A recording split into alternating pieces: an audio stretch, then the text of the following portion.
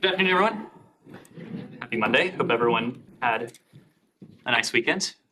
I'll take the prerogative of pointing out we are starting precisely on time. We will try and keep that up. So remember this next time we're a few minutes late. 2 minutes early. Two minutes early, even. That's right. Even some of your colleagues haven't even made it in the room yet.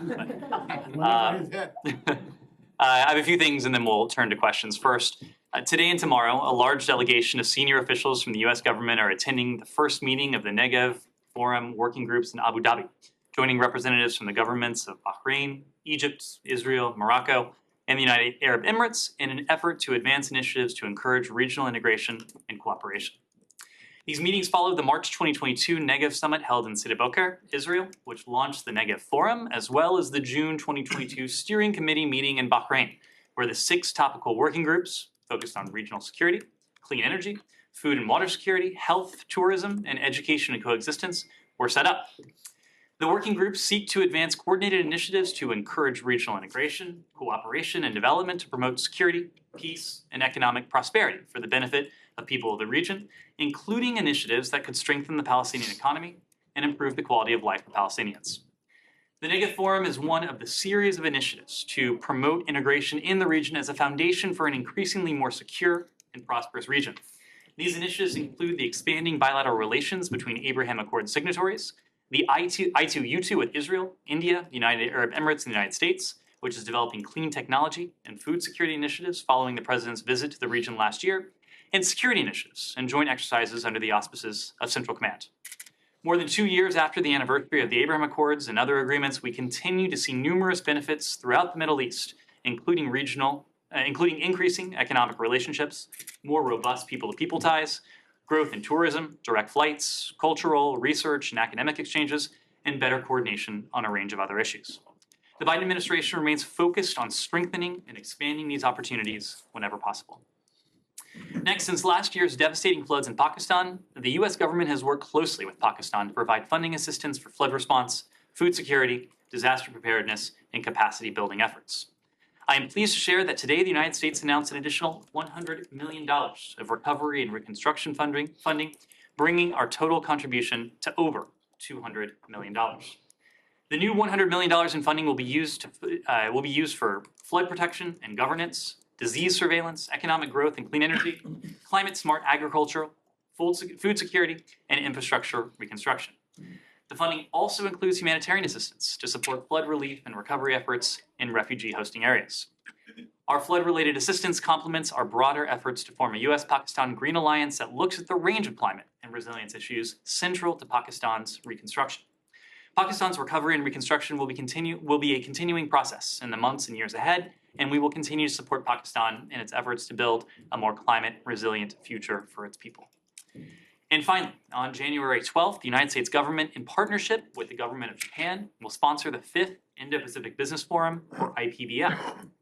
The IPBF is an opportunity to discuss shared ambitions for the Indo-Pacific Economic Framework for Prosperity, as well as our respective priorities for the United States APEC host year and Japan's G7 presidency in 2023.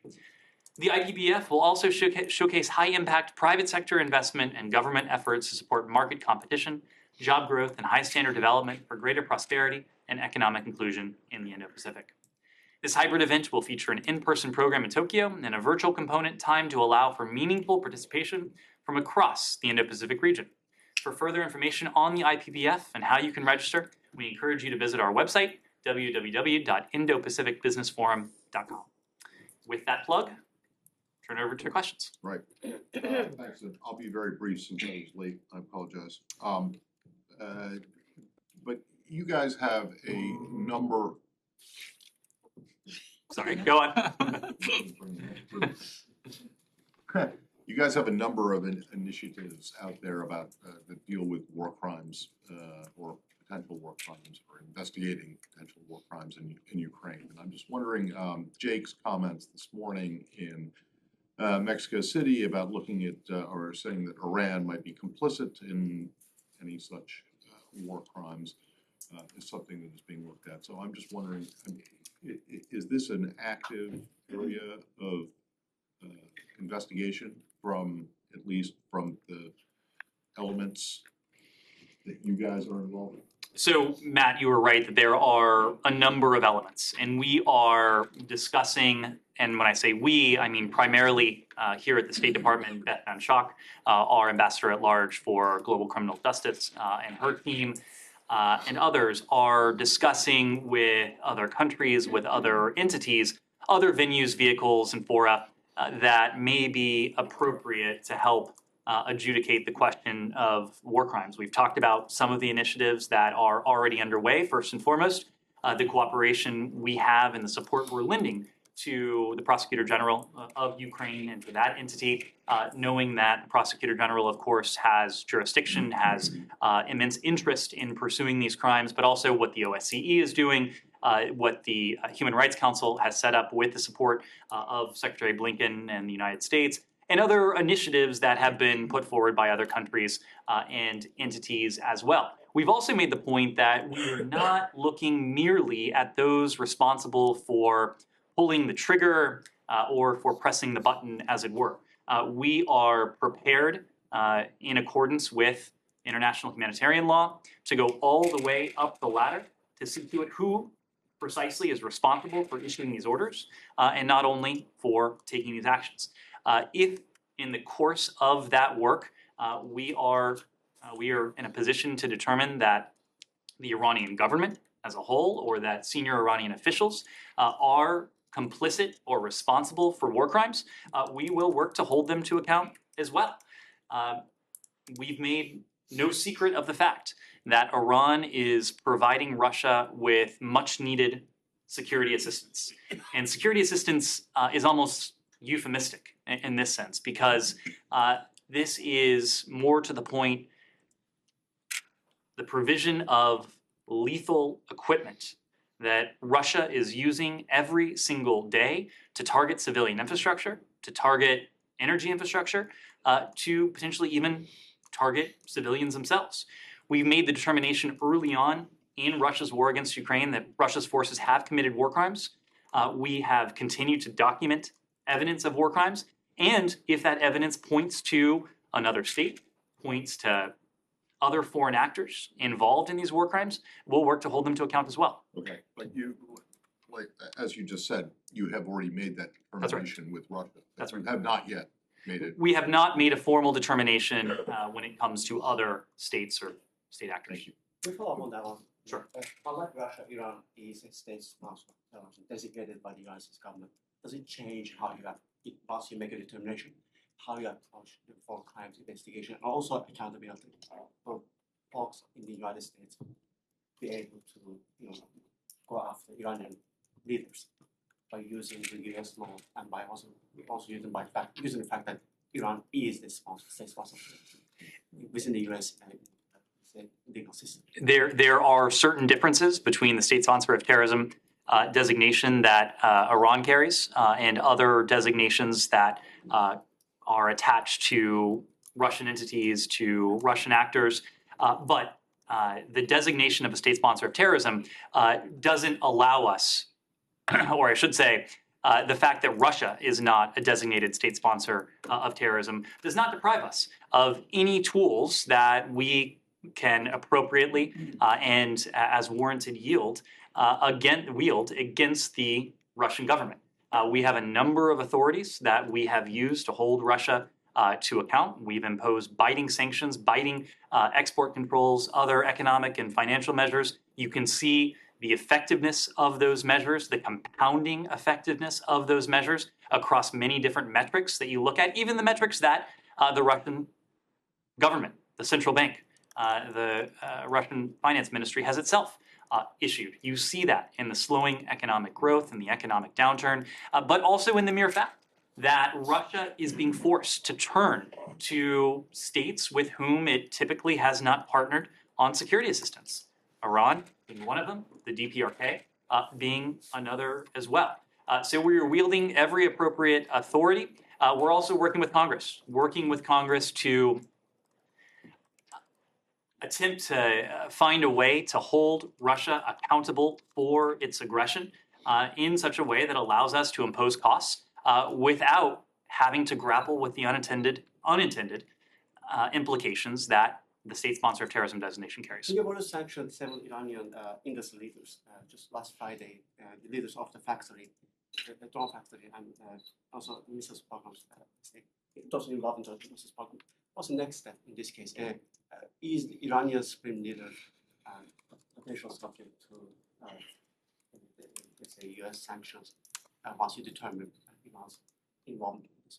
Well, these sanctions are pursuant to various executive orders. These executive orders spell out precisely the criteria that we look at when we determine if a foreign actor is a potential target for any given executive order. So we're not taking anything off the table. We are going to do and take actions that intend to disrupt this pipeline of lethal supplies, lethal materials that have gone from Iran to Russia. But we've also talked about this as a two-way street.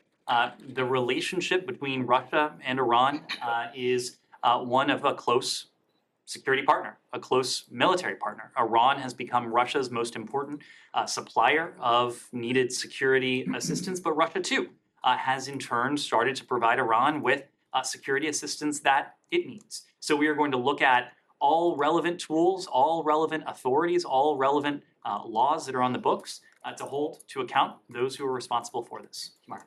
Can we go to Brazil Sure. and let me Can I ask follow you? Russia one more? One more on Russia. Yes.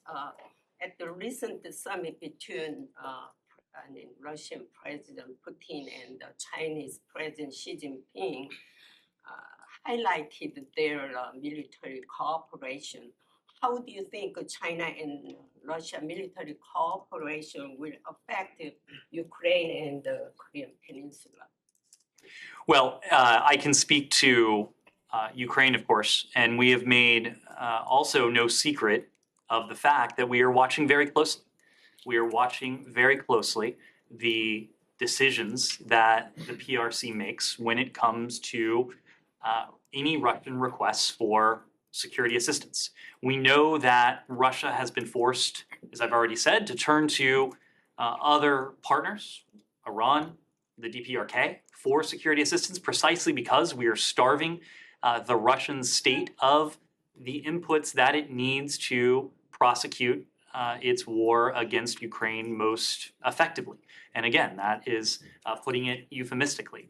We are starving systematically the Russian government of what it needs, what it thinks it needs to fulfill what it deems as its mission to kill the Ukrainian people, to target Ukrainian infrastructure, to go after Ukrainian cities and towns, hitting in the process civilian targets, apartment buildings, residential buildings, schools, hospitals, nurseries.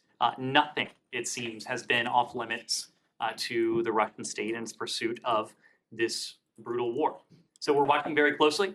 We've been very clear with the PRC, including in private, including when the two presidents met in Bali last November, about any costs that would befall the PRC should they decide to assist Russia in a systematic effort to evade U.S. sanctions or in the provision of security assistance that would then be used against the Ukrainian people in Ukraine. So we're watching very closely. Let's continue with Xi Brazil. Jinping's meeting. We'll come back to China later. Go ahead. Yeah, just on this Brazil, Bolsonaro's visa, I understand you have restrictions due to privacy and all that, but can you confirm that an A1 visa would be valid for 30 days? And would an A1 visa assigned to anyone, head of state, would automatically become void if that person, that individual, is no longer a head of state? Sure. So I don't want to try to guess at what your underlying question is, but let me just state out of an abundance of caution that I am, of course, not going to comment on the visa records of any individual. Individual visa records, as you know, are confidential, and we wouldn't speak to the status of any particular individual.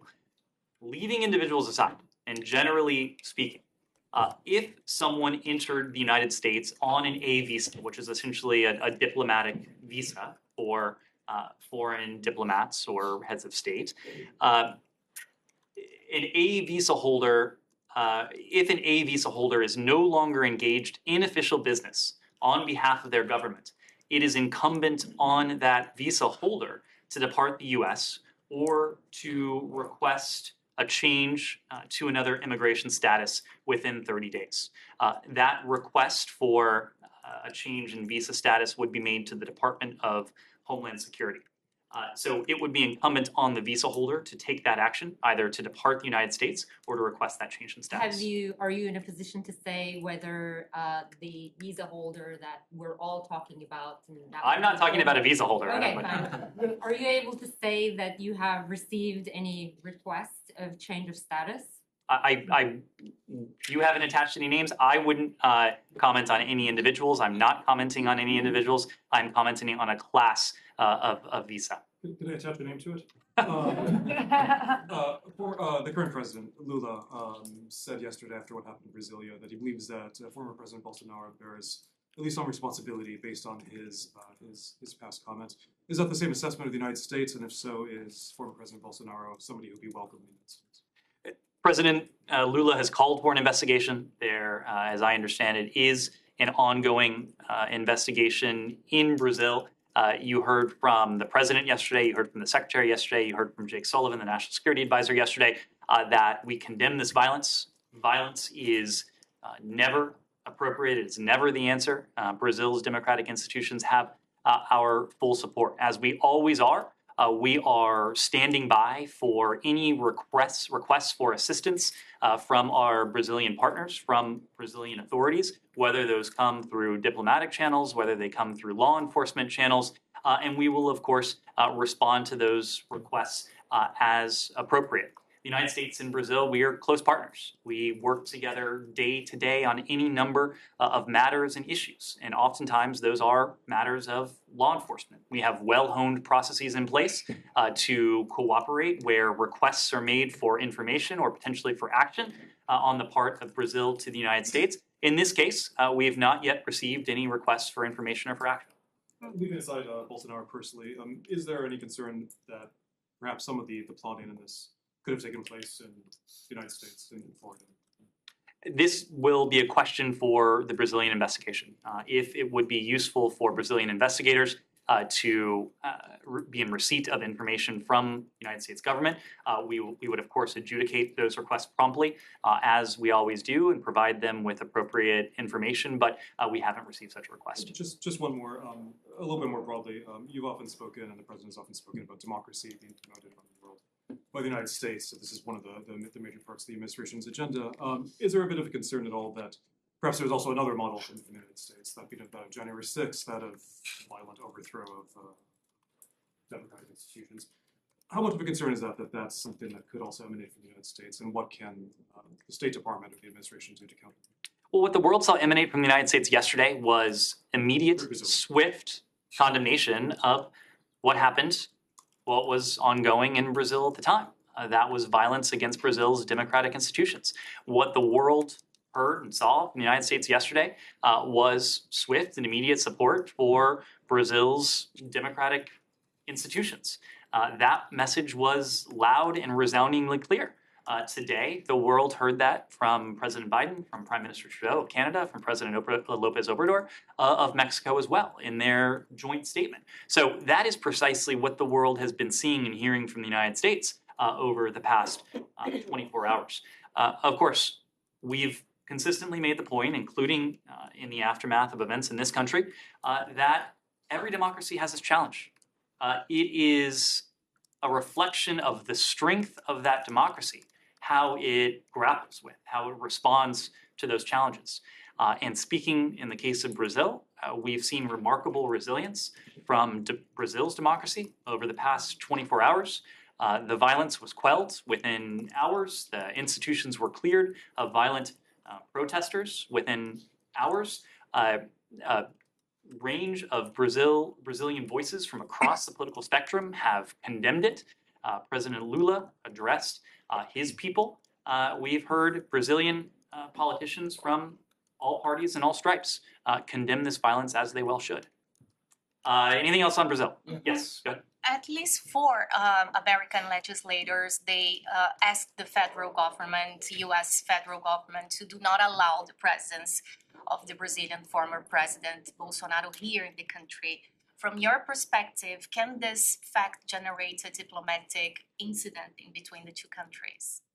No, because we have excellent cooperation with our Brazilian partners. As I said before, we on a daily basis work with our Brazilian partners through diplomatic channels, through law enforcement channels as well. And if there is a law enforcement matter that needs to be adjudicated between the United States and Brazil, we have well-honed, well-practiced processes for doing so, and we're prepared to do that. But as I mentioned before, we haven't received any specific requests just yet.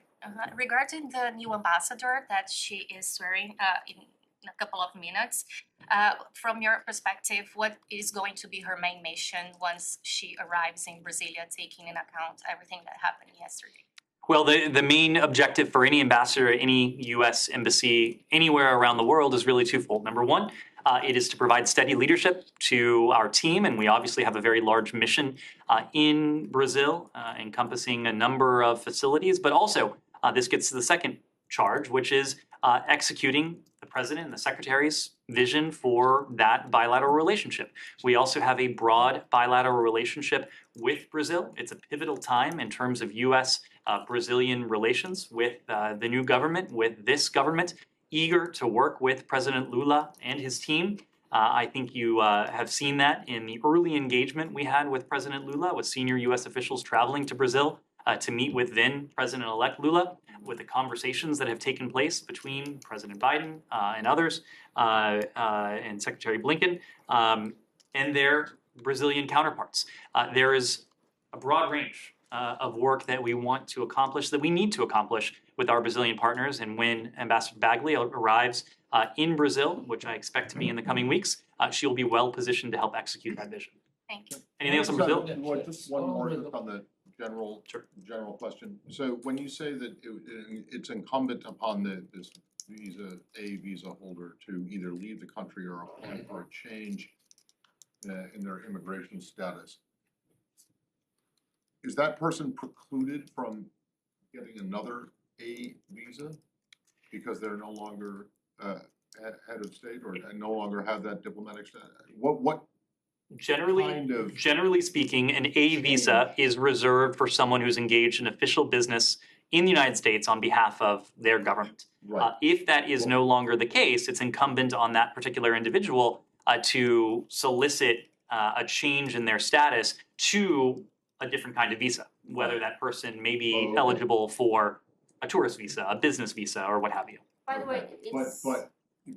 But they can't, based on, having previously had an A visa, they can't get another one as long as they're not the head of state. Within 30 days of their official business ending. I get that. Yes. I mean, what kind of visa could one, a former, all right, I am the president of Narnia. And I come Louisiana, eating at Popeyes, and then I'm unelected. I'm no longer I have an A visa. I came in on an A visa. What kind of visa can I get to extend my stay? So, Matt, it's really going to depend on the individual, as you know, because the visa process is unique to each individual. It depends on that individual's status, activities, what that individual is doing in the United States, what that individual may be doing in the United States. But I think you know the categories of visas as well as others. There are tourist visas, there are business visas, there are student visas. So I couldn't speak to a particular case, and I wouldn't speak to a particular case. But so the whole range, other than an A visa, I could try to get anything else. You could try to get any visa that is eligible for a What foreign. happens if the individual doesn't do either of those, doesn't leave the country and doesn't apply within that 30 days? So if an individual has no basis on which to be in the United States, an individual is subject to removal by the Department of Homeland Security. Yes. Thank you. So I'm going to go where you started at the very top. about the legal AEL. I want to ask you, you talked about advanced peace. You tell me, how this so-called Abraham Accord advanced peace in any way. I mean, in the last 2 years, we've seen Israel wage 2 major wars on Gaza. We see a war ongoing day in and day out in the West Bank. Last year was the bloodiest year for the Palestinians since the Second Intifada. And certainly the economic conditions for the Palestinians has worsened by a great deal. So other than just these guys getting together and maybe having good meals and drinks and so on, what have they done to really advance peace? So you do a couple things. First, the Negev process really kicked off in earnest last year, and just last year. It was in March of last year when Secretary Blinken was in the Negev desert in Sde Boker with his counterparts. So this is a process that is relatively new. It is part of the reason why we're especially eager to have the opportunity to have these working groups constituted today and tomorrow in Abu Dhabi on the part of several dozen U.S. government officials and their counterparts from these other countries. But we've also been clear. This process is not a substitute for Israeli-Palestinian peace. We support the normalization of relations between Israel and its Arab and Muslim majority neighbors and countries around the world, but it's not a substitute. We believe, and we've heard from participants in the Negev process as well, that normalization can and should be leveraged to advance progress on the Israeli-Palestinian track. Secretary Blinken made this clear in March of last year when he was in the Negev. He said that we have to be clear that these regional peace agreements are not a substitute for progress between Palestinians and Israelis. He also noted in those same remarks how countries involved in the Abraham Accords and other normalization agreements, as well as those that have longstanding diplomatic relations with Israel, can support the Palestinian people, how they can support the Palestinian Authority in concrete ways and have a positive impact on the daily lives of Palestinians in the West Bank and Gaza. And I don't have to tell you, Saeed, that there are several of these countries involved in the Negev process that are doing quite a lot for the Palestinian people. There are other countries that have normalized relations or have diplomatic relations with Israel who are doing quite a lot for the Palestinian people. The United States is doing quite a lot for the Palestinian people on a basis of people-to-people ties. But this is an ongoing conversation. And it's a conversation that we believe can and really must support our goal of Palestinians and Israelis enjoying equal measures of freedom, of democracy, and of dignity. Well, I mean, those are fine words, But in fact, isn't this process aiding and abetting Israel into deluding itself that it's war with everybody else except for the Palestinians? Well, in fact, the war is with the Palestinians. It's not with the UK. It's not with Morocco. I mean, I can understand the transactional value of these accords and these agreements and so on. But in fact, for the accomplished peace, it's not there. And we've seen, like Oman was a country that was perceived as being probably the next place to normalize Israel, criminalizing any contact with Israel and that. So even on that track, they're okay. So, I mean, one can go on and discussing these things, but in fact, you have not. There has been not one step taken by any of these publics to really pressure Israel into easing its treatment of, making life palatable or giving anything that resembles equal measure. So every time the United States of America engages with our Israeli partners in a substantive way, we discuss issues as they pertain to Israeli-Palestinian relations. We discuss the need to improve day-to-day lives of Palestinian Palestinian civilians. We discuss ways we can make tangible advancements, tangible progress towards a negotiated two-state solution.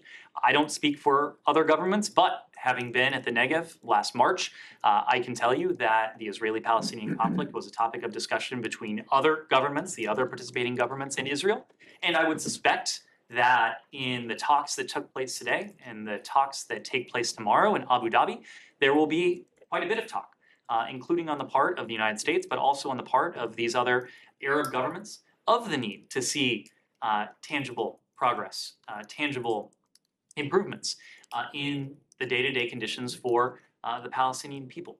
This is an opportunity to have those discussions, which itself is important. That lastly, Israel slapped sanctions on the PA because it's turning to the ICJ. I wonder if you have any comment on that.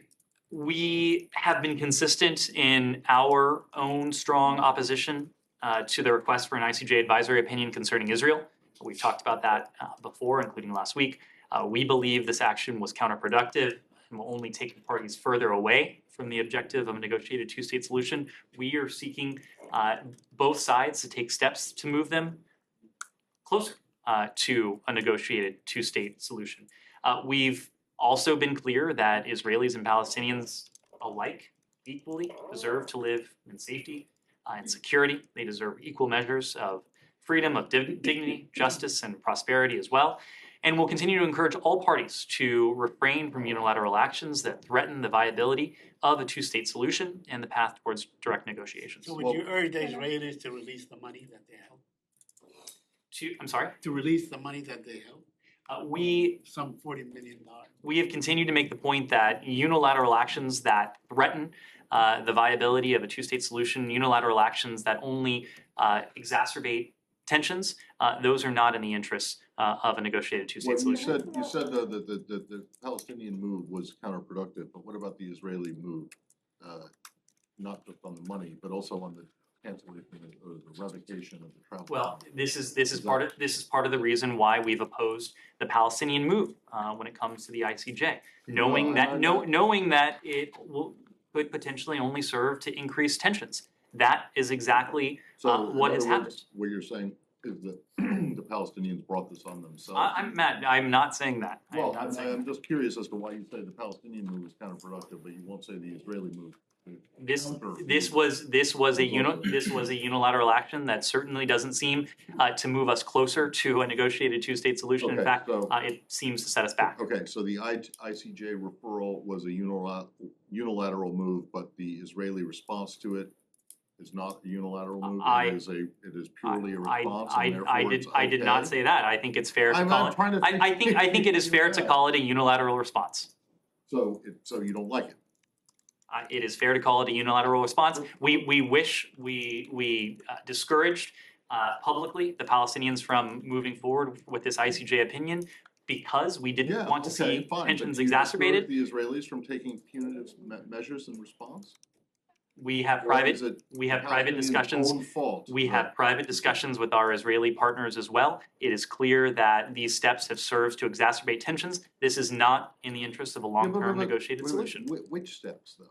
Just we're talking about both. We are talking about both. Yes. Sure. Yeah. I want to ask you about Netanyahu's statements, but before that, I want to follow up on the Negev forum. The fact that the Secretary of State is not attending, which means the forum is not held on the ministerial level, is this a downgrade of this forum? Not at all. This was never intended to be held at the ministerial level. When the participants got together several months ago, they agreed that individuals at the sub-ministerial level would convene in Abu Dhabi. We don't have dates to announce yet, but I can assure you that Secretary Blinken will remain personally involved in the Negev process and the Negev Forum process, and I would expect that before too long there will be a ministerial where Secretary Blinken himself will represent the United States. Okay. So Prime Minister Netanyahu is sending his special envoy, as he called it, representative, who is, I believe, the Minister of Strategic Affairs, Ron Dermer. And he said that he wants to formulate what he called a unified position between Israel and the United States vis-a-vis Iran. Can you articulate to us where do you agree with the Israelis and where you differ? Because even Jake Sullivan this morning in the Gado, he was referring as we might differ in the way that we execute things. Sure. At the strategic level, there is absolute consensus. There is absolute unanimity with our Israeli partners. We both wholeheartedly, fully are committed to the fact that Iran must never be able to acquire a nuclear weapon. That is the commitment President Biden has. That is the same commitment that we've heard from Prime Minister Netanyahu. It is, by the way, the same commitment that we heard from Prime Minister Netanyahu's predecessors. So we are in lockstep when it comes to that strategic goal.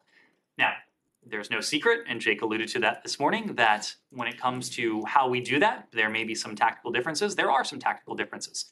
We've made no secret about that. We have a relationship with Israel that is close enough that it allows us to have candid conversations. And when we disagree, we disagree. We tell them what we think. They certainly don't shy away from telling us what they think. We believe that a diplomatic,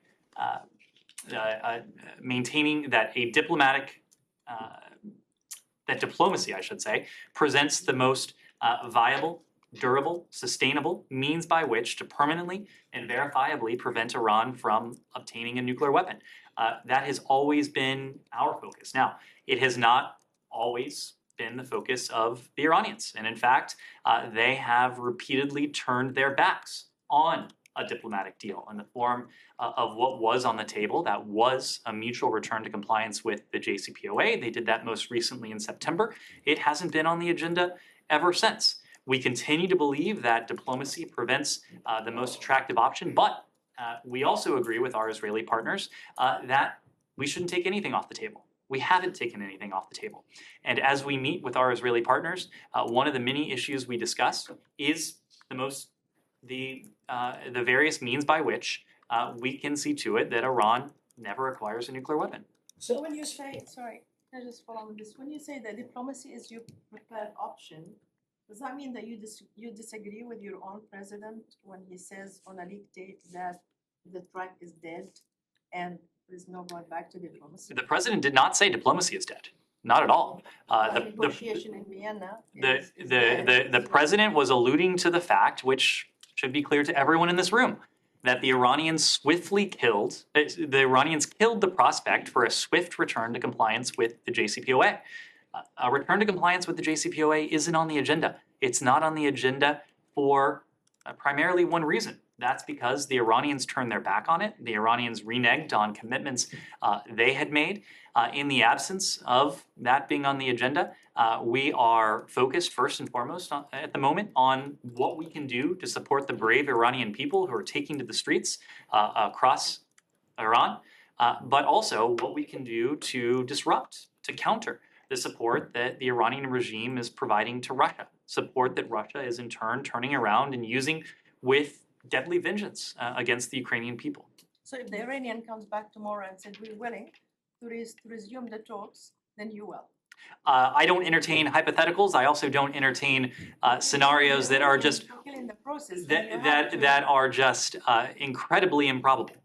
Even if the Iranians did come back tomorrow, we have a track record here, unfortunately, a track record that suggests to us that the Iranian word isn't worth the. Choose your metaphor. We of course have been down this road with them. So we of course want to see this resolved peacefully. We want to see this resolved diplomatically. But we are going to, in the absence of any real interest in diplomacy on the part of the Iranians, continue to keep our focus on supporting the Iranian people, keep our focus on countering Russia's support of security assistance to, Iran's security assistance to Russia. Knowing that it was the United States that backtracked on its word, correct? With the ICGPOA. No, Saeed, that is not correct. It was not. That is not not the correct. United States that pulled out of the deal. I am referring to last September. You may be going further back. Look, we can relitigate this. We have also made no secret of the fact that this administration considers the decision on the part of the last administration to withdraw from the JCPOA one of the greatest strategic blunders of American foreign policy in recent years. Well, Just one more on the visa issue. Will, go ahead. Just one more on the visa issue. Would it be out of the ordinary for a head of state, head of government to arrive in this country on something other than an A visa? I would be hard pressed to think of a scenario in which a sitting head of state or a diplomat would travel to the United States on on something other than an A visa if that person were here in furtherance of official business. As diplomats, I'll use me. I assume I have a Privacy Act waiver for myself. If I were to take a vacation in a foreign country, I wouldn't travel on my diplomatic visa. I would use my tourist visa. You could imagine a foreign diplomat or a foreign head of state coming to the United States purely for tourism purposes and not traveling on an A visa, but I couldn't speak to any Was particular. that the case for Bolsonaro? Or? Go ahead. Yes. On Iran, I will also follow up on Brazil. So you say that the Iranians have swiftly killed the prospects of a swift return to JCPOA, and also you said your preference is diplomacy. And also you are saying that it's incredibly improbable that the Iranians are going to return to the table. So the question is, how can you convince us how the president is going to achieve his commitment that Iranians will not acquire a nuclear weapon while the situation right now is like this? Well, history can be instructive. It can be instructive in a case like this when we have a long history of pursuing this road with our partners and allies vis-a-vis Iran. The reason we were able in 2012, 2013, ultimately 2013 and 2014 with the JPOA, subsequently with the JCPOA, to arrive at a diplomatic arrangement was because we worked with allies and partners around the world to put significant economic pressure on Iran. What ultimately brought Iran to the table was not a strategic change in mentality on the part of the regime. It was, I think, a realization that they were under tremendous economic duress, and rather than provide them with a strategic asset, their nuclear program at the time was a strategic liability. It's our goal to ensure that Iran continues to feel pressure until and unless it changes course. Now, you can do that as the United States. The last administration attempted to do that with the strategy of maximum pressure. That clearly didn't work. What history teaches us is that economic pressure is most effective when it's brought to bear with other allies and partners. And so that's why we've put such a premium on working with our European allies and partners, particularly with so-called E3, the French, the Brits, and the Germans in this case, but also bringing along other EU allies and partners, countries around the world, to see to it that until and unless the Iranian regime changes its approach, it is going to feel the condemnation, but even more importantly, the economic and diplomatic pressure of the rest of the world. Yeah, but don't you And think I this, have- this roller coaster in the Western approach? Go ahead. Yeah, I have a follow-up on Brazil as well. I want to follow up on Iran, if possible. Go ahead. Don't you see this roller coaster in your approach, towards Iran's nuclear issues is the reason why we keep seeing Iran regime is holding sham trials, executing some citizens because they don't get strongest message from the West in terms of potential consequences. You mentioned, financial and other prices they might pay. Can you give us any example of, say, going after Iranian leaders and their children here in the United States financially and by other tangible steps that you have been taking so far? Alex, we've taken a number of tangible steps, and we've announced some of those steps even in recent months. You already alluded to the actions we took last Friday against 7 Iranian individuals for their support to Iranian UAV proliferation networks. We've announced sanctions on Iran's petrochemical industry. We've announced sanctions on its oil production industry. We have announced very tangible actions. I haven't seen a roller coaster in terms of this administration. Our approach has been remarkably steady. Our approach has been to work day in, day out with allies and partners to present a united front to Iran. But they did not prevent Mohammad Mehdi Karami, Mohammad Hussein from being executed. I mean, that's clear, not enough. And Alex, there will be escalating costs for the Iranian regime. We're mixing apples and oranges just a bit here. We are talking about its nuclear program, but there are, of course, other hugely important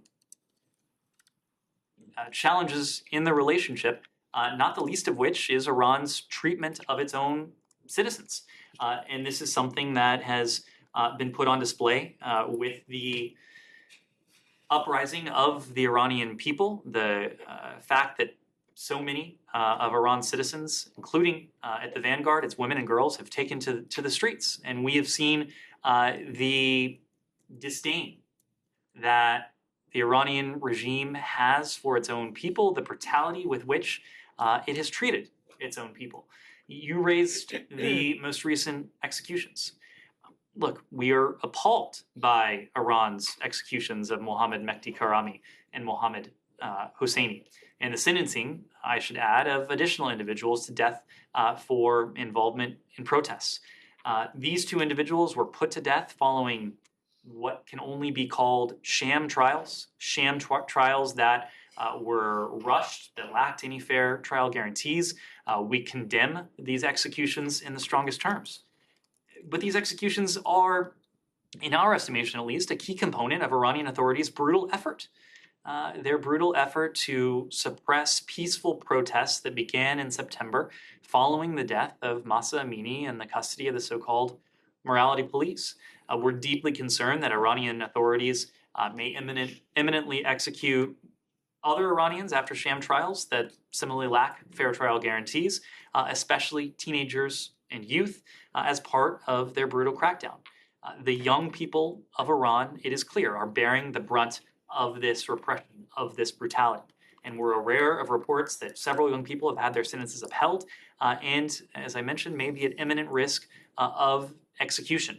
Rather than listen to the young people, to the women, to the girls of Iran, the regime is trying to silence them, and in some cases, the regime is even killing them. Anything else on Iran? Yeah, go ahead. Another one I was going to ask my follow-up question. So you tried to actually avoid questions about the ex-president of Brazil here. I'm just trying to directly ask you. Are you ready? You said you are going to cooperate with the investigators in Brazil. Are you ready to cooperate to an extent to extradite the president of Brazil to the country if they need him there? As I've said before, we are ready to respond swiftly and as appropriate to any requests from the Brazilian government. We have not yet received any such requests. Also, one more, please. Okay. So my questions were broken down. But anyway, Canada has announced that they have reached an agreement with the United States about F-35, aviated F-35. Do you have anything on that? I don't, and typically we would not speak to any potential arms transfers until and unless we've notified them to Congress. Yes. Going back to Iran Sure. again and on executions, do you have anything other than statements? Like, are you pushing for any sort of international effort? Because Canada today, they imposed 5 sanctions. European countries are summoning Iranian diplomats. Do you have anything other than statement? Yes, absolutely. It's precisely why at the United Nations last year, we pushed for the Commission of Inquiry. We pushed for the commission so that it is not only the United States watching closely, as we always are. It is not only other countries, our European allies among them, watching closely, as they always are, but to see to it that the world's preeminent body in many respects has a standing commission that is solely and exclusively trained on the brutality that the Iranian regime is perpetrating against its own citizens. It was hugely important that we were able to create this entity. It's hugely important that this entity is able to fulfill its important mandate. We're going to continue to help the Commission of Inquiry fulfill the mission that was set out for it, just as we continue to train the eyes of the UN, of our partners, on what's happening to the Iranian people. And on JCPOA, you mentioned about working with allies, European allies. One of the things you can do is to ask them to activate snapback mechanism. That's one way of working with allies. And why you don't do that? This is a decision for our European partners. This goes back to some of the questions we've talked about earlier, the historical antecedents that describe why we're not in the JCPOA, why we're not in a position ourselves to have a vote one way or another on snapback. This is a question for the Europeans. Yes. Going back to Thank you. the virtual meeting between Russia President Putin and Chinese President Xi Jinping, is it still the U.S. position that China is not providing material assistance to Russia amid its war on Ukraine?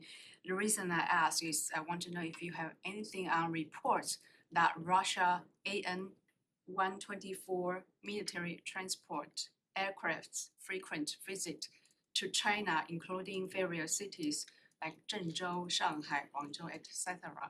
Is there any indication that material assistance has been provided to Russia via through these types of transport? I don't have a new assessment to offer. It is still very much the position of the U.S. government that we are, number one, watching very closely. Number two, if we see the provision of security assistance to Russia for use in Ukraine to do what Russia has been doing to the people of Ukraine, to the state of Ukraine, to the government of Ukraine, or if we see the PRC taking action to systematically assist Russia evade sanctions, of course, there will be costs. Yes.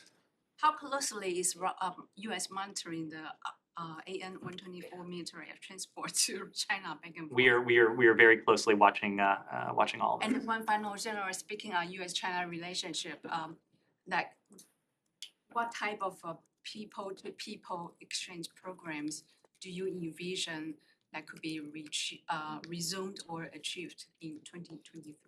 Well, I don't have any programs to speak to today, but when we talk about the bilateral relationship between the United States and the People's Republic of China, we typically refer to the government-to-government relationship. That's what we call the most consequential bilateral relationship on the planet. But it is a relationship that transcends governments. It is a relationship that has a private sector, a business and economic element that is driven and led by the private sector. But there's also a vibrant people-to-people element. And there may be ways to make that people-to-people element even more vibrant, whether that is through exchanges, whether it's through new programs, restarting defunct programs. We're going to look at all of that to see to it that we have a relationship that first and foremost is serving the interests of the United States, but a relationship that is also serving our people. Ultimately, that's what we seek to do. Yep. Thank you, Ned. Undersecretary Fernandez visited Seoul this week. Will the Undersecretary Fernandez discuss the IRA issue during his visit? Is there any optimistic solution to South Korea's electric vehicles subsidy? So I imagine this will be a topic of conversation when Jose Fernandez is in Korea this week. He'll then be traveling to Tokyo to take part in the Indo-Pacific Business Forum, as I mentioned at the top. Just as we've said with our European allies, this is a consequential piece of legislation. It's a complicated piece of legislation. It's a large piece of legislation. And so we are prepared to work with our allies and partners, in this case, of course, with the ROK, to talk about implementation of this legislation and ways we can work to take into account those concerns.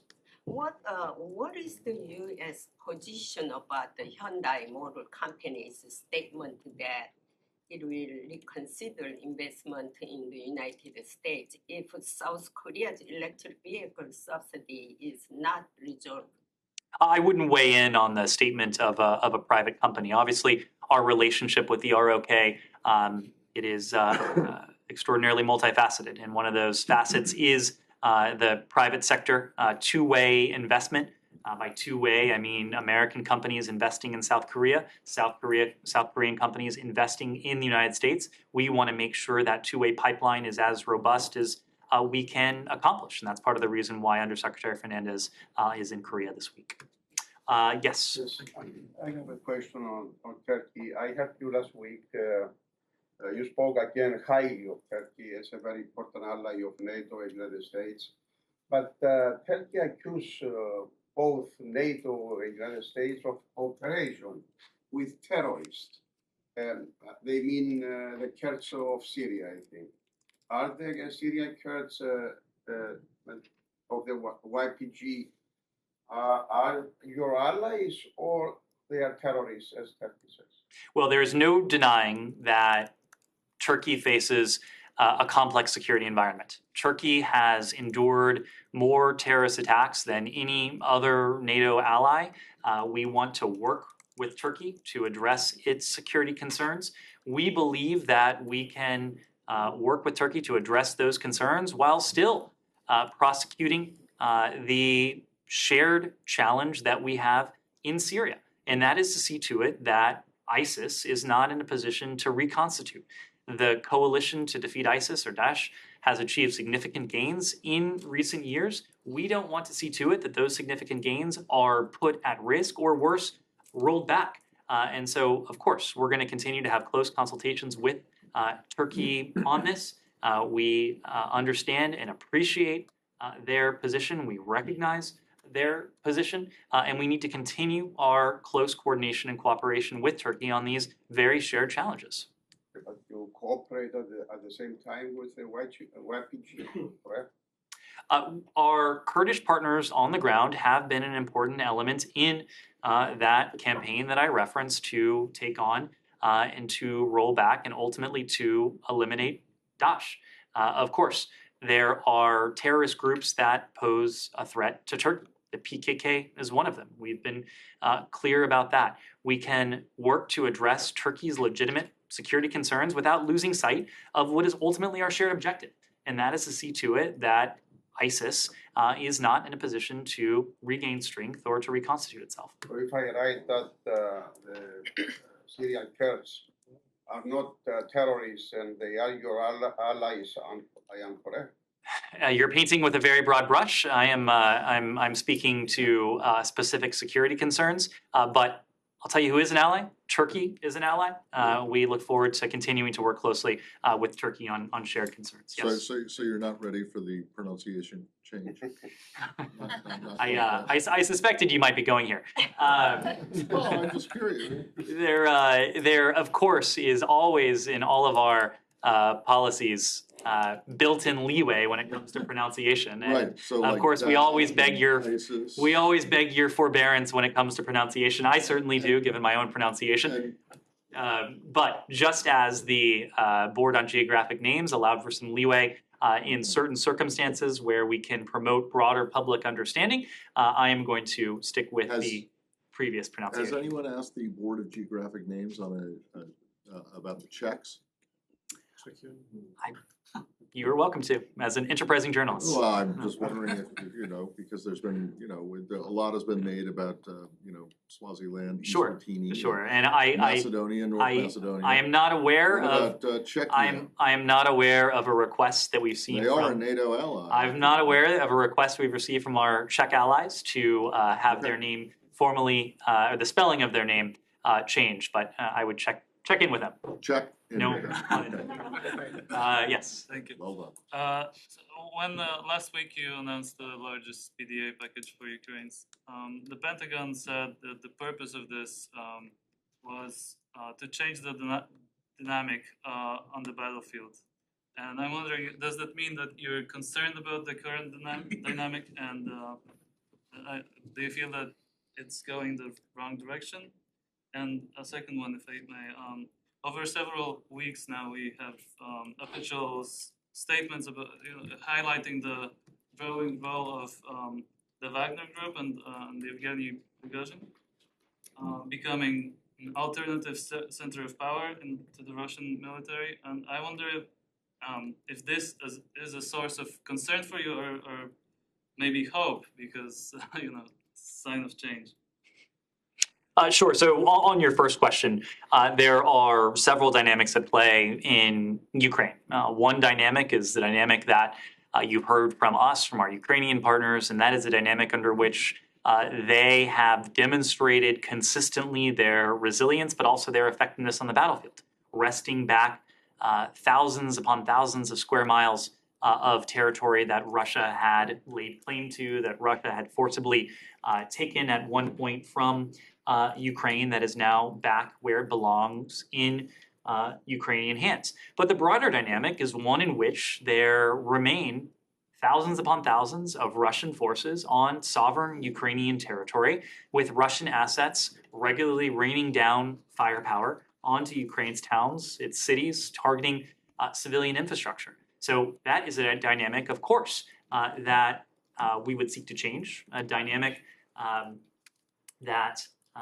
the provision of this additional security assistance, some $3 billion, when you take into account the Presidential Drawdown Authority and the foreign military financing that we announced last Friday, will seek to change because it provides additional capabilities, new capabilities in this case, including armored fighting vehicles, but also the type of air defense systems that our Ukrainian partners have used to such extraordinary effect to take on the threat from Iranian-produced UAVs, in some cases eliminating every single drone before it's able to pose a imminent threat to Ukrainian citizens, but more broadly, protecting Ukrainian infrastructure, protecting the Ukrainian people.